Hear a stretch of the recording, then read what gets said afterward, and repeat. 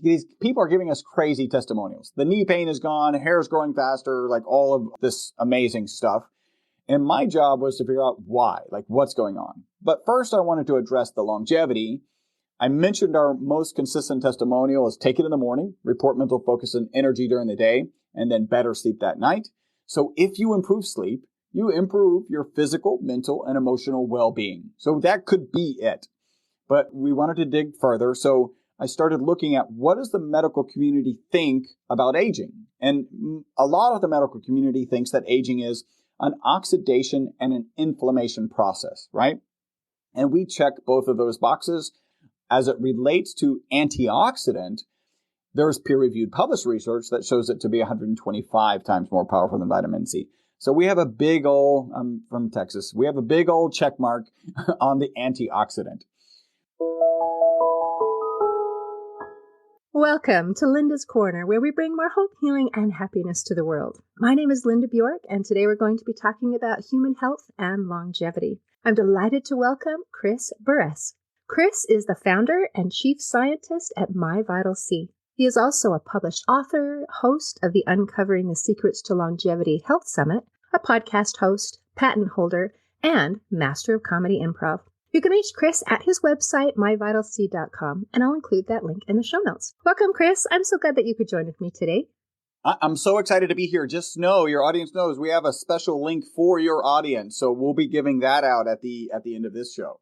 I am excited about that. I love it. And I also love that as I'm going through your bio and I check things out, we have all these science things and then Master of Comedy Improv. And I love that because it just kind of puts a twist into everything. So I would love to know more about who you are, what you do, and you get bonus points if you make me laugh.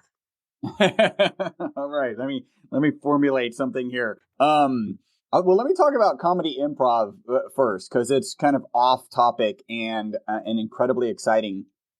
The way I got into comedy improv is my wife was a member of Big Brothers Big Sisters, and she had a little sister, and there was a comedy improv theater down the road that invited her. They were actually putting on events that the bigs could do with their littles, right?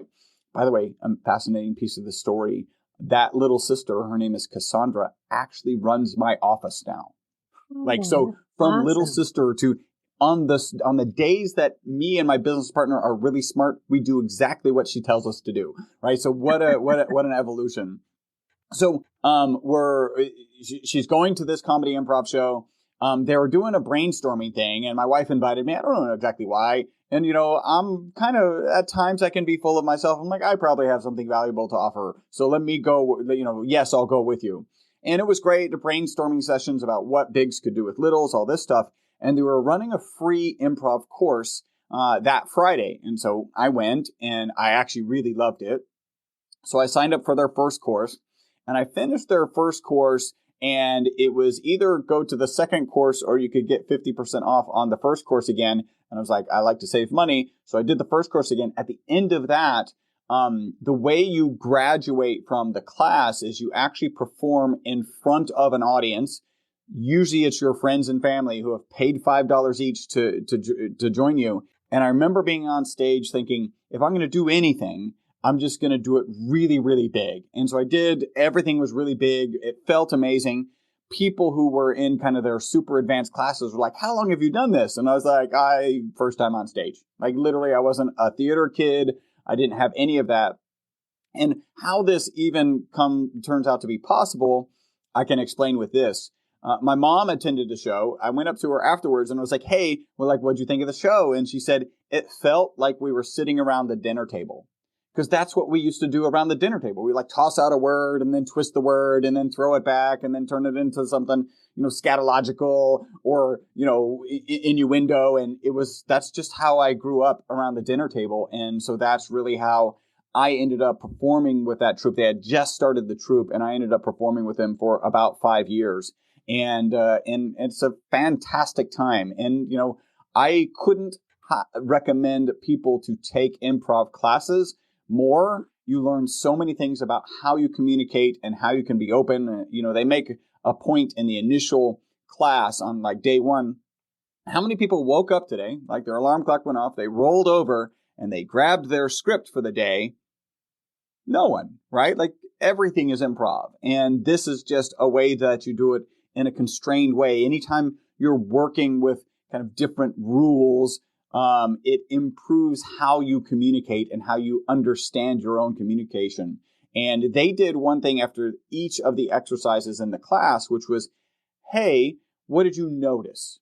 Which is really powerful because you're like, well, I was really comfortable with this piece, but for some reason I wasn't comfortable here, or the way they said this, and then they ruined my story. Like, that's really where you learn about yourself and your thought processes. So I absolutely couldn't, recommend it more. Wow. I was not expecting the conversation to go this way. One thing about podcasts is we are always improv. And that's part of what makes it so fresh and so valuable, is because I don't know what you're going to say, because I did not give you a script and you didn't give me a script. We're just having a conversation. So here we are. And I love that you had conversations around the dinner table and that your mom unintentionally prepared you to be able to add this facet and this piece to your life. So that's really quite beautiful. Yeah. And I love the big sister, little sister, and how little sister is a piece of evolution. It's not you're stuck and trapped there. It's that you can become and you can do more. Okay. Wow. Okay. That was awesome. Loved it. And I'm thinking in my mind about how we don't wake up with a script. That's so true. We just go with it. Yeah. So as we're going with it today, I would love to hear now the next part. We're going to be talking about a Nobel Prize-winning molecule called ESS60, although I don't know if you say it that way. Yep. And so how did you learn about it, and why do we care? So this is really interesting. I wrote a book. I don't know if that's in my intro. I wrote a book called Live Longer and Better. The stories that I'm sharing today and kind of more, I tried to make it, hey, what did I learn and how could other people learn from, some of the experiences that I had? So I've been manufacturing this molecule since 1991, and I'm holding up a model of a molecule. If you're listening, just imagine a soccer ball where the lines on the soccer ball represent the bonds between the carbon atoms. So you have a spherical molecule of 60 carbon atoms. The molecule was discovered here in Houston. That's where I'm based, at Rice University, a fairly prestigious university, in 1985. And the three scientists who discovered it won the Nobel Prize for that discovery in 1996. That's why we say although molecules can't win Nobel Prizes, we say it's a Nobel Prize-winning molecule because the three scientists who discovered it did win the Nobel Prize. It is in the health supplement space, but I'm going to scare you first. The molecule, part of the reason it won the Nobel Prize is because the molecule performs as well or better than the current best material in almost every application. So it makes better inks, better batteries, better tires, better photocells. And these are all things where people are like, hey, I never woke up and looked out at my car and thought, there's something in my battery that I should be taking on a daily basis. So people get a little bit nervous. Good. I don't owe you anything. I got you to laugh. No. Although it wasn't in the intro. Right. So you don't think about that. And then the story actually gets a little bit worse, because one of the shapes on the exterior of the soccer ball molecule we call ESS60 is reminiscent. It's the same shape as benzene. Now, benzene is ubiquitous in our society. We don't have modern society without it, and I can show that to you. Just look around you and imagine everything that is plastic gone, because the foundational molecule of plastics is benzene. It's also involved in many medications, aspirin being one of them. It's also involved in many detergents. We don't have modern society without the benzene ring. But something that's true about the benzene ring, if you get it, isolate it, so it's just the benzene ring and not an aspirin or plastics or whatever, it's known to be toxic and known to be carcinogenic. And because that is one of the shapes on the exterior of this ESS60 molecule, they thought the molecule would be toxic. I told you the story would get a little worse. So they put it in a toxicity study. In that study, they gave test subjects, in this case it was Wistar rats. One group got water, that's the control group. One group got olive oil, and then another group got olive oil with as much of this ESS60 molecule dissolved in it. Instead of being toxic, the test subject that they gave it to, and again, this is Wistar rats, lived 90% longer than the control group. So this is the single longest longevity experimental result on mammals in history. It's peer-reviewed, published research, and I'm very proud to say one, we've been manufacturing that molecule since 1991, so we're the oldest and longest manufacturers of the molecule. And two, we provided the material into that initial study, and we're mentioned in that peer-reviewed published research. So we're the foundation of really this molecule, and this molecule becoming, moving into the health space, which is then, covered in my book. As I've kind of gone into the health space, the longevity space, the summit I did, this book I wrote, and then the podcast that I'm doing. So that's the long and short of how I ended up here. Wow. Okay. That is fascinating. And I'm having a challenging time wrapping my head around it. How you put one piece into all of these things and how it makes everything better. I do have a question in that you said that you've been working on it since 1991. And then there was 1996 when the three scientists... Yeah, and they won the Nobel Prize in 1996. They discovered it in 85. Okay. So that 85 helps me because my math brain was going, How were you working on it? And they won the Nobel Prize. All right. 1985. Okay, fascinating. All right, thank you for that clarification. That really helps me. Okay, so they've created this thing and it's going to be in, it sounds like everything. You said it makes ink better. It makes tires better. It makes, what was the other thing? Batteries live longer. Batteries. Just everything. Photocells. Okay. Yeah. So, and then to test for toxicity, instead of finding out that it was toxic, you actually found out additional benefits, which is fascinating. Yes. So that's not something I think that they were expecting when they ran the tests. But I guess that's part of the benefits of testing things is you learn additional information. Well, I can share. Yes, please. What's fascinating about that study, and I always give kudos to those researchers, right? Because it's a toxicity study.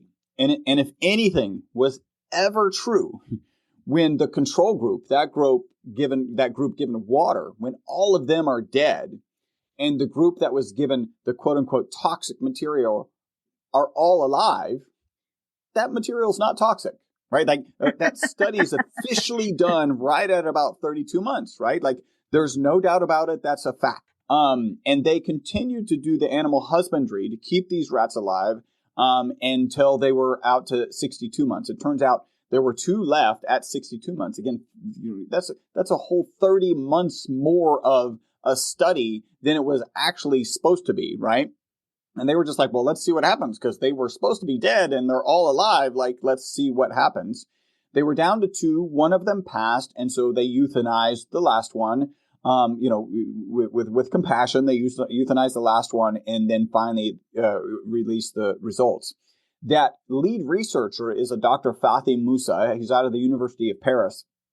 And about 5 months ago, we published a paper with him. So we are in this health space and doing what a lot of kind of health supplement companies do not do. Not only are we continuing to do research, we're actually publishing that research and with those people involved in the original paper. So this is it's been a pretty fantastic journey. And I'm going to share one more piece of that study, which is crazy. So a typical Wistar rat lives out to 32 months, and it has a known amount of tumor mass in its body. So the longer it lives, the more tumor mass it has in its body. Even though the MyVitalC rats lived out to 62 months, none of them had any tumors, right? So they should have had twice as much as the 32-month-old rats. They had no tumors. Now, I tell this story, and some people will say, oh, cure for cancer. And my response to that is no. And then I follow that with no, right? That's the ethical thing to do. There's a big difference between dealing with a cancer that has metastasized and actually being a cancer preventative. We know things as simple as good exercise, good nutrition, good sleep are cancer preventatives. That piece of the study just throws this into the realm where it needs more research that it could be a cancer preventative. That's fascinating. So you're not talking just about living longer, because a long life can be good or it can be miserable, but it's longer and better. So they lived longer, but they were healthier. I didn't know exactly, like your book and something up obvious. Yep, ta-da, that's the obvious conclusion. I'm with you. But that just is so hopeful and amazing. I'm pleased. That's something I've never heard of before.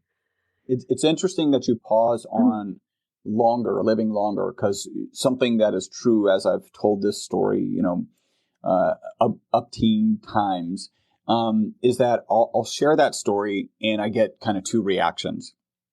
The first, right, these rats live 90% longer. If they're from New York, they're like, Chris, this is horrible research.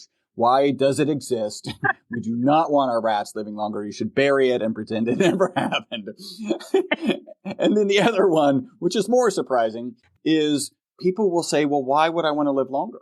And my first reaction to this is I was surprised. I've always kind of had a target to live longer in my life. And so I was surprised. And then what I came to understand is that people can't separate living older from living infirmed, right? So living in some sort of debilitated state.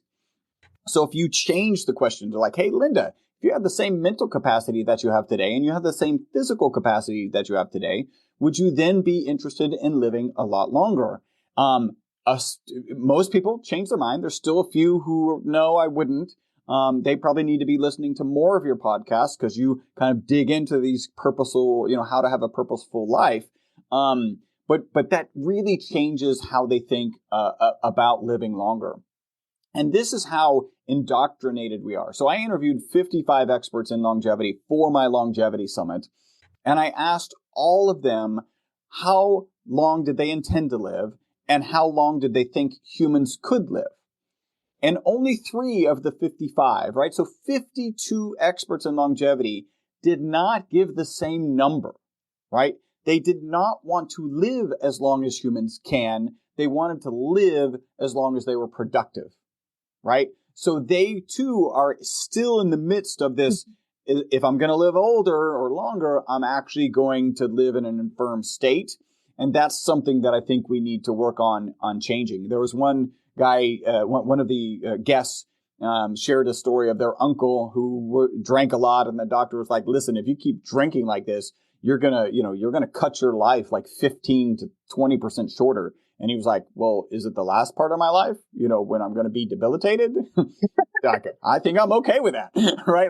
And that's a mind shift. Obviously that's a joke, right? But that's a mind shift that we have that we really do need to start changing. And it's part of what my passion is with relation to my podcast, Live Beyond the Norms, and then writing this book. And I'm working on another one. So that we can start to shift our mindsets, one, about we can probably live a lot longer, and then 2, that we can live healthy and longer. And that makes all the difference, because a long life in and of itself can be good or it can be bad. I know older people who are just desperate. When can this ride stop? I am so done. My body is so done. Why am I still waking up? And there are other people who are doing fantastic when they're in their 90s or even at 100. So the quality of life makes a huge difference. And so if it can help with both, that's amazing. Yeah, no, and that's what we're thinking. We'll get back to the product. I'd love to kind of share this piece where you start thinking about the thing that you need to change. So one of the other questions I asked all of the 55 experts were, what are 2 to 3 habits, mindsets, protocols that you would share about longevity and a long health span? And then we kind of tabulated the data. 33.3 mentioned sleep, 52% mentioned exercise, 52% mentioned diet, and 46% mentioned mindset. And my first thought process, sleep is so very important. By the way, I haven't shared our products. Our most consistent testimonial for our product is that people take it in the morning, they report mental focus and energy during the day, and then better sleep that night. And that kind of threw me into this sleep. We've done kind of a small ad hoc sleep study with 10 participants, 100% reported improvements with when they were on our product. Dig into the value of sleep. There's a book called Why We Sleep by Dr. Matthew Walker.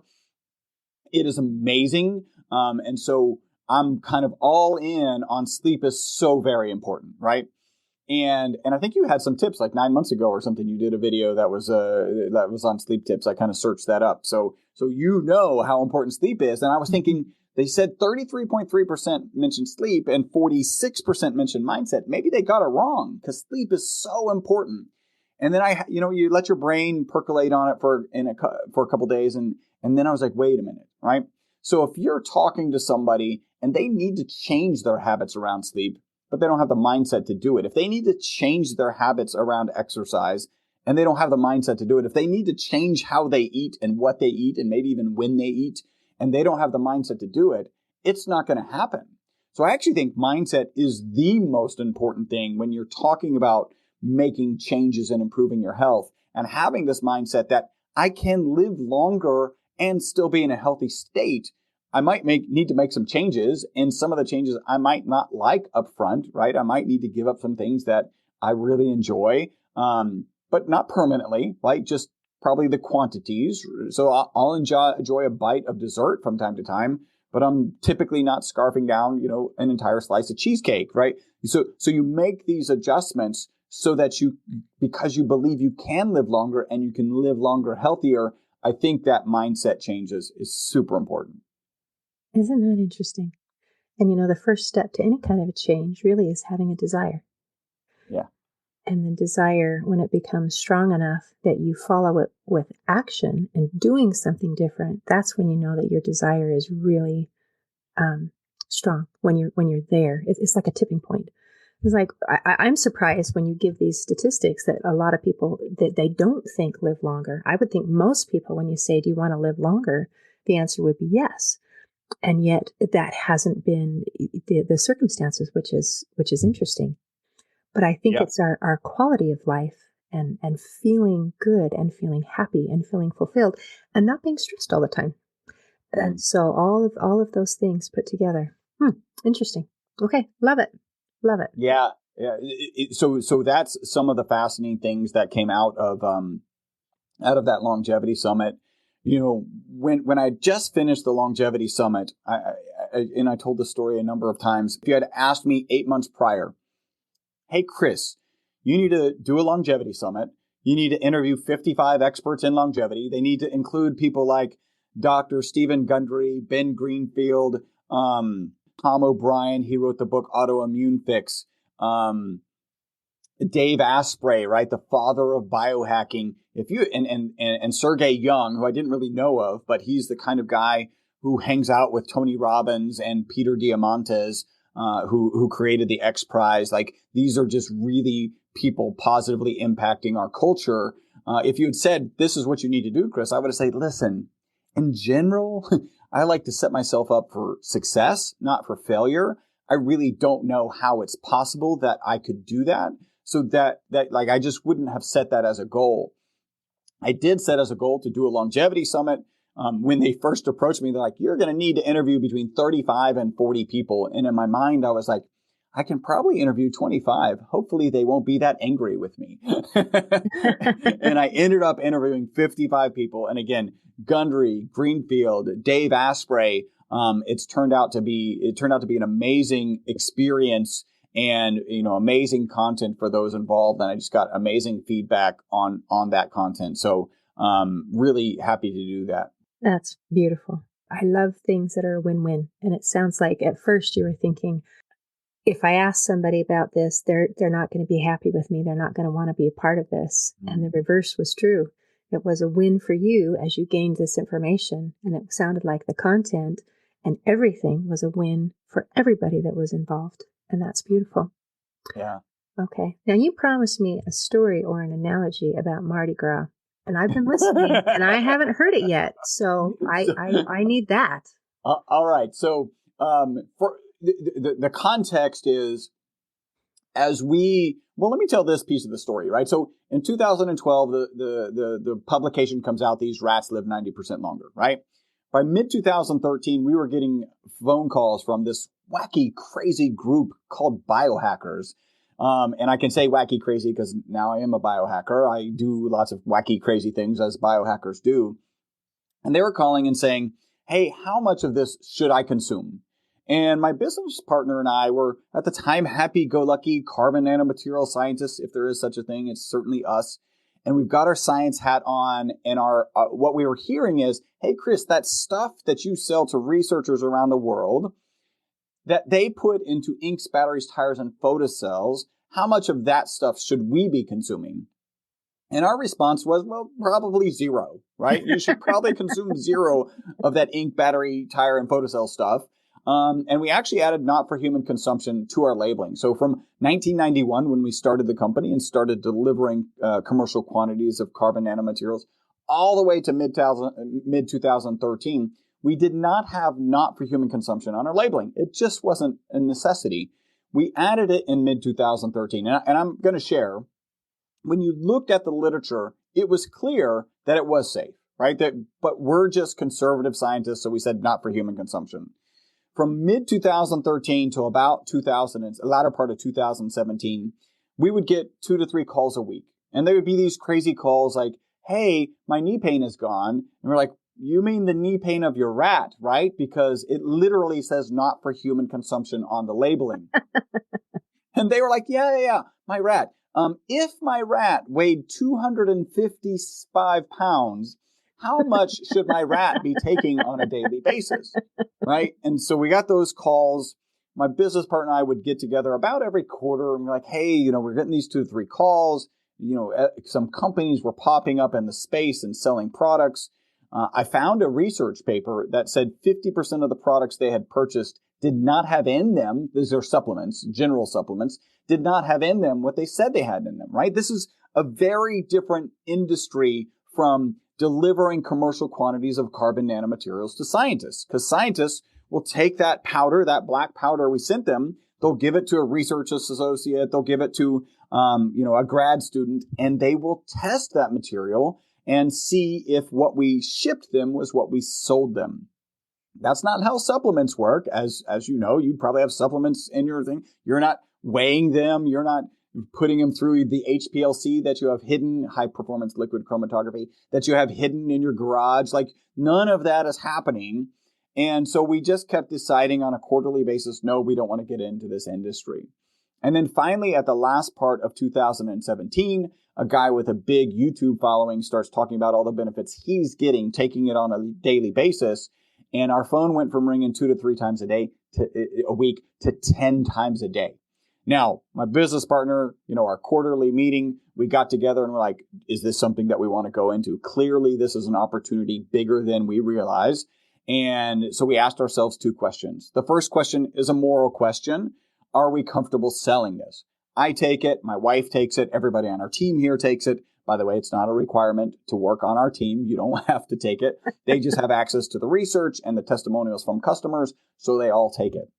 And then the next is legal. You've got to dot the I's and cross the T's for the FDA and the FTC. So we do that, and that's why we brought the product to market really in 2018. Now, to get to your question, one of my first roles was, what's going on here, right? Like, we got this 90% extension of life. We got this guy who says his knee pain is going away. By the way, let me throw in a disclaimer.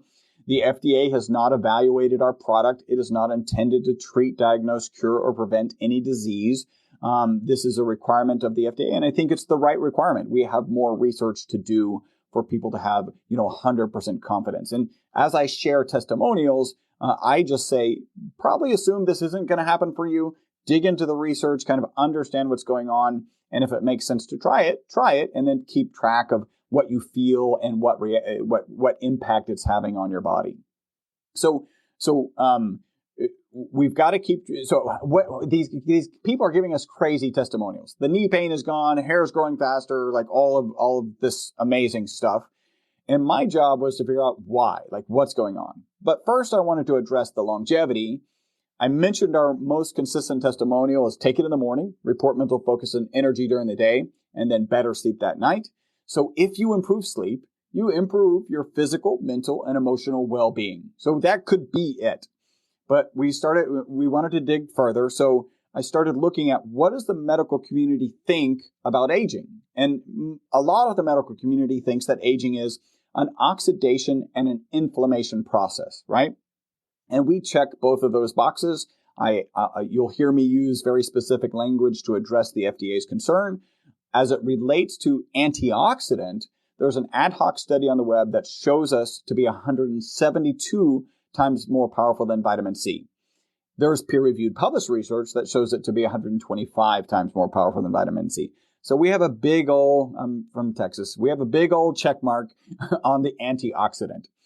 When we come to inflammation, we have to be really careful because the FDA equates chronic inflammation with the diseases of inflammation.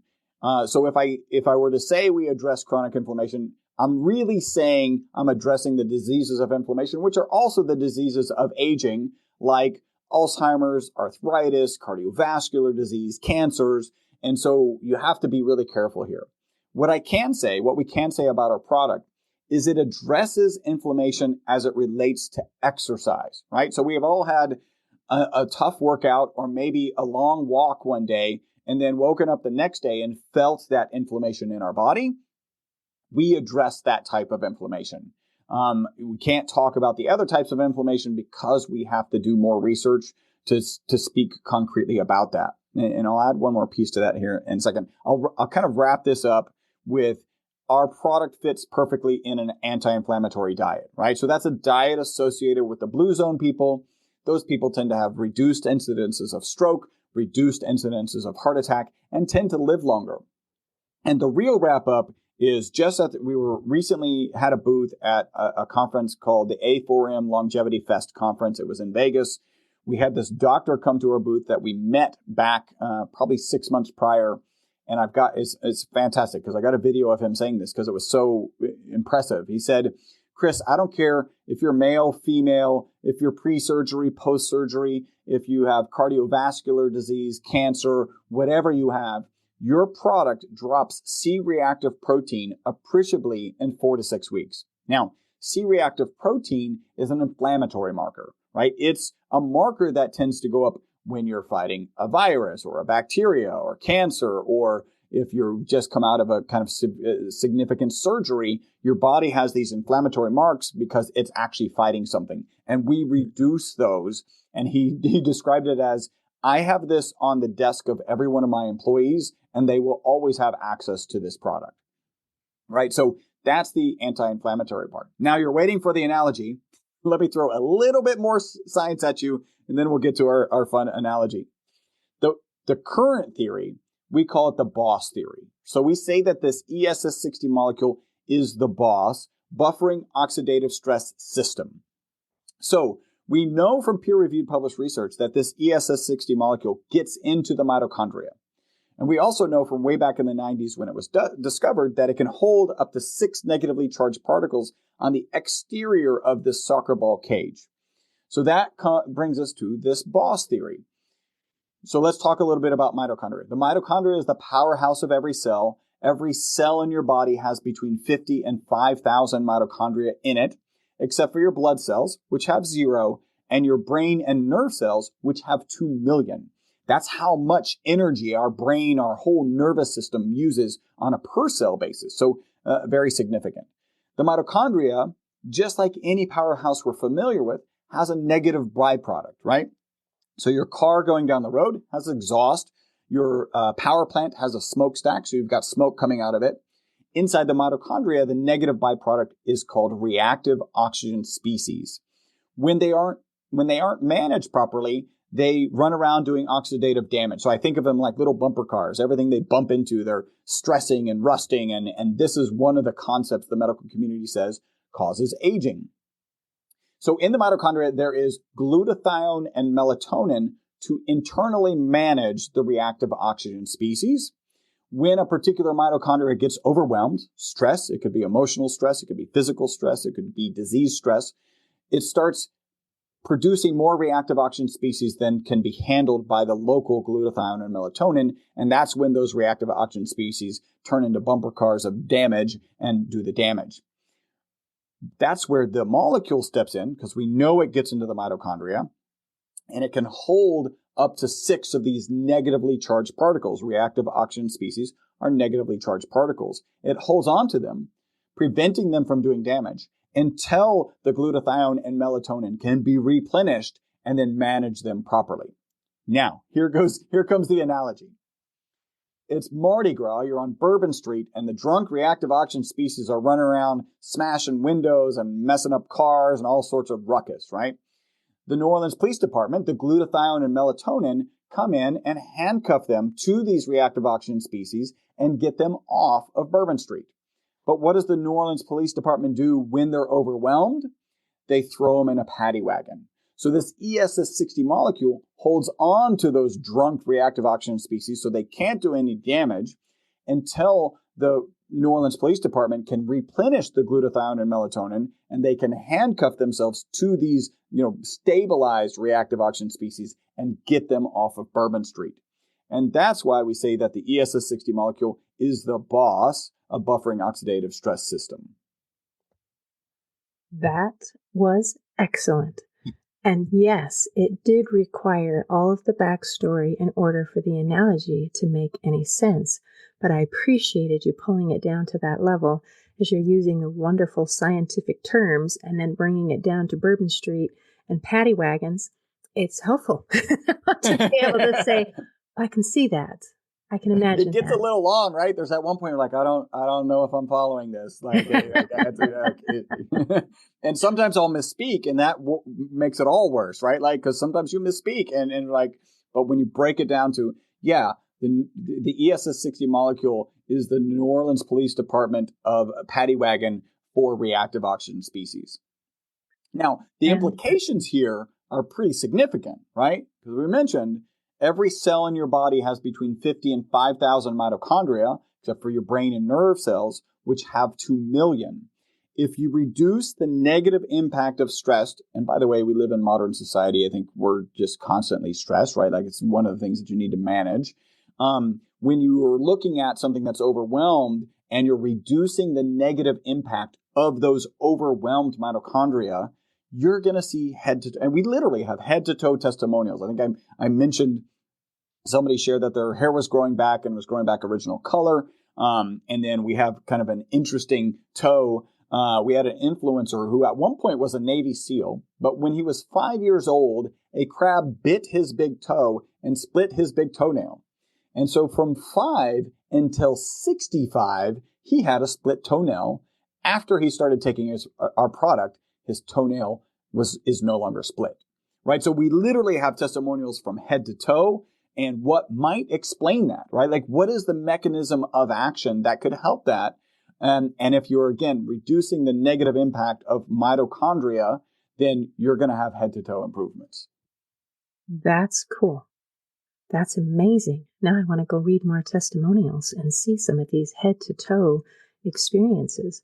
I love that, where you not only shared the research and then also the people applying it into their own experience. And it's wonderful to be able to have both sets of data to be able to look at. And I've got more if you were interested in some testimonials. Yeah, give me a couple. Yeah, so one of my favorite, it's Crescendo is arguably the worst testimonial about a supplement you will ever hear. It's wonderful. So we have a lady here in Houston who is one of our larger distributors. Her name is Gwen, and I did some videos with her, and she shared that she initially tried the product to give it to her dog. Actually, she ordered it to give it to her dog with no intent to try the product, right? She had heard about it. My dog is kind of acting a little lethargic, getting on in years. And so she bought it. She gave it to her dog. And she noticed such a profound difference in her dog that she decided to take it. Now, I like to pause there because when you're, anyone who's listening should be thinking, okay, this is new, right? This has some peer-reviewed published research on animals. We've got lots of great anecdotes on humans, but how much of this is the placebo effect? Because some of it has to be. That's how the placebo effect works. But with pets, there is no placebo effect, right? Ironically, they're not smart enough to notice that they got the dropper that day and they should be feeling better that day. No, if they have the zoomies, it's because they feel like they're feeling really young and healthy. And so now they're running around like little crazy pups. So she noticed this in her dog. And then she started taking the product. And I did this interview with her, and she goes, if you had asked me at the 3-month mark, have I noticed a difference? My immediate response would have been no. But then I slowed down and I took stock of my life, right?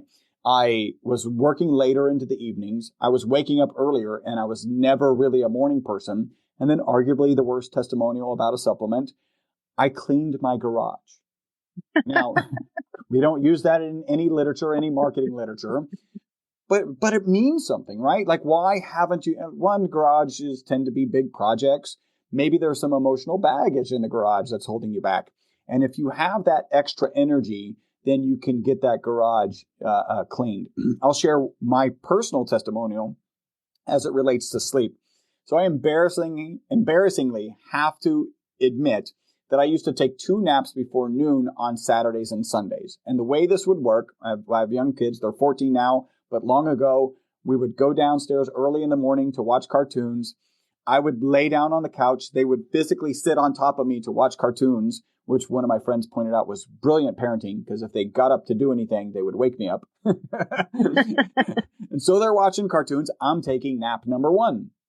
And then we would go downstairs, have breakfast. We would resume the position. And if we weren't doing anything that day, I literally would take 2 naps before noon on Saturdays and Sundays. When I started taking this product on a regular basis, at that point, they were young. And so we would still get into that position. I'm like, but I'm not falling asleep. Like, I'm not napping. So then I would get up and do stuff. I would like to say I cleaned out my garage, but our garage was actually pretty clean to begin with.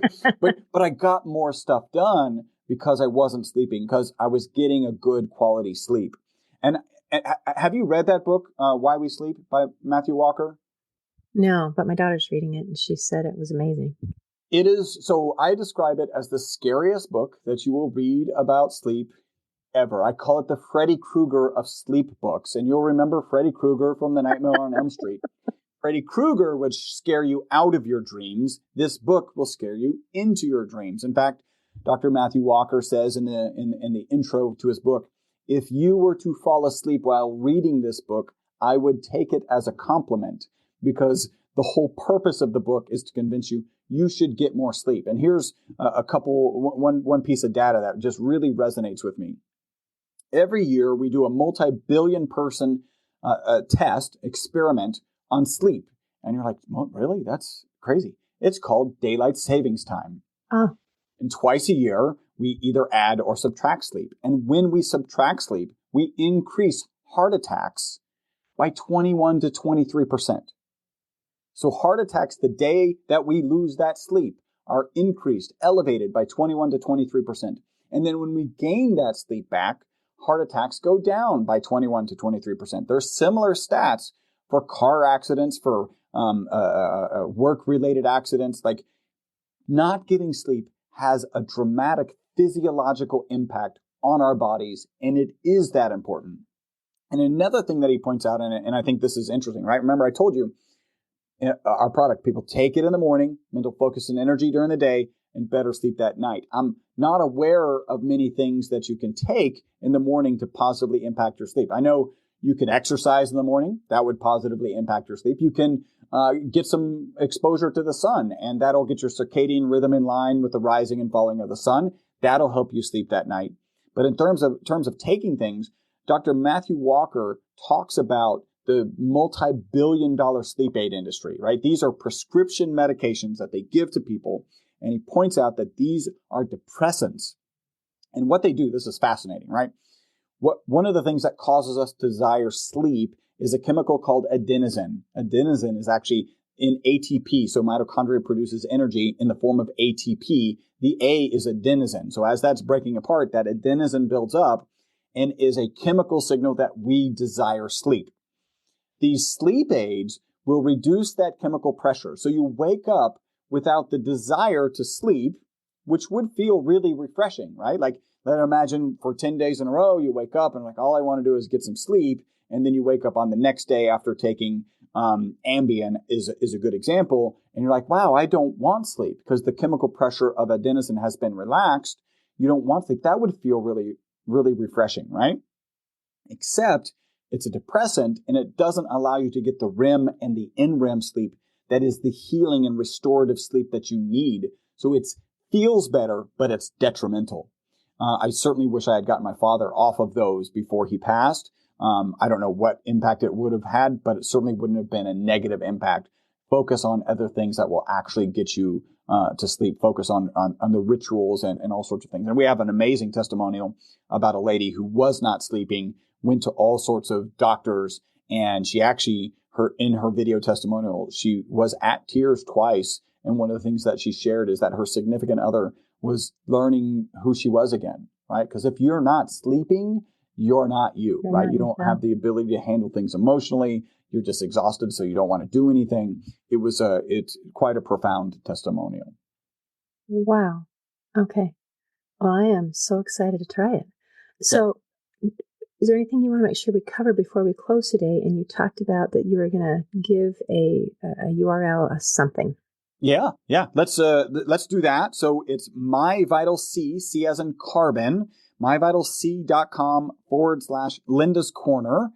And they'll find a page made specifically for you. There'll be a coupon code on that page specifically for your audience. That'll be $15 off the initial order. I've got a couple pieces of advice when they land there.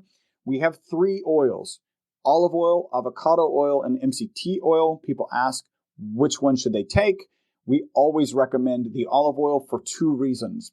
The first reason is we are a research-based organization, and all of the research is on the ESS60 molecule in olive oil. The second reason is there's a higher concentration of this ESS60 molecule in olive oil versus the others. And just to give you the numbers, it's about 0.8 milligrams per milliliter in olive oil, about 0.6 in avocado oil, and about 0.3 in MCT oil. So go for the olive oil. And I'll just interject here. My personal routine, I have easy access to it. I take a lot more. If I'm having a long day, I'll take even more. But my typical routine is in the morning, have you done a bulletproof coffee kind of thing at any point? Mm-hmm. So it's a recipe from Dave Asprey. He's the father of biohacking. The recipe is a high quality coffee, some MCT oil, and then some ghee, purified butter. I get rid of the ghee. It's just too many calories. I don't want that. But I do mix about 1.5 teaspoons of our MCT in my coffee. In fact, I had some right there. And then while that's mixing, because it's oil and water, so it needs to mix, I take 1.5 teaspoons of our olive oil product. And I'm often putting our avocado product on my salad for lunch. So that's one trick. Go for the olive oil. The next is we offer a 25% discount if you go on subscription. Even if you just want to try it, take advantage of that discount. Our customer service team has 1,000 5-star reviews. They are not trained to talk you out of canceling your subscription. I know that might be a concern. Take advantage of the discount. You can cancel anytime, phone, email, whatever. By the way, the staff that will answer the phone is absolutely amazing, has a great education in the ESS60 molecule, so you can ask them all sorts of questions that would be in depth. And then ultimately you could get to me. Like if they can't filter out the questions and you still want to talk to me, that can still happen. So yeah, go on subscription. And then finally, the book Live Longer and Better is available on Amazon for $20 and on our website for $20. But we do something special on our website only, so not on Amazon. You can get a signed copy of it. The signature costs an additional $10, and 100% of that $10 goes to Operation Underground Railroad. If you don't know what that, okay, you know it. So people may remember the movie The Sound of Freedom, which was a tearjerker, an amazing movie. I happened to see the guy give a speech who's depicted in that movie, who's solving, kind of day in, day out in the trenches of trying to address childhood sex trafficking. That's why it's so tearful. He's doing that through Operation Underground Railroad. So 100% of the signature fee goes directly to Operation Underground Railroad. And we're really proud to be doing that. That's a win-win. Thank you. I appreciate that. That matters so much. And thank you for visiting with me today. It has been delightful. Linda, thank you so much for having me. In closing, I'd like to share a quote by Benjamin Franklin. He said, "A long life may not be good enough, but a good life is long enough." Today, I invite our listeners to enjoy a good life. And if possible, a long, good life. See you next time on Linda's Corner. Thanks for tuning in to Linda's Corner podcast. If you enjoyed this episode, please subscribe and share it with your friends to help us inspire even more listeners. Be sure to visit hopeforhealingfoundation.org for free and affordable resources to help you overcome life's challenges. And explore healingbreathworkdetox.com, where you'll find transformative tools for deep inner healing and lasting change. Also, don't forget to check out my books, Crushed, A Journey Through Depression, and You Got This, an action plan to calm fear, anxiety, worry, and stress. Your journey to hope, healing, and happiness starts here.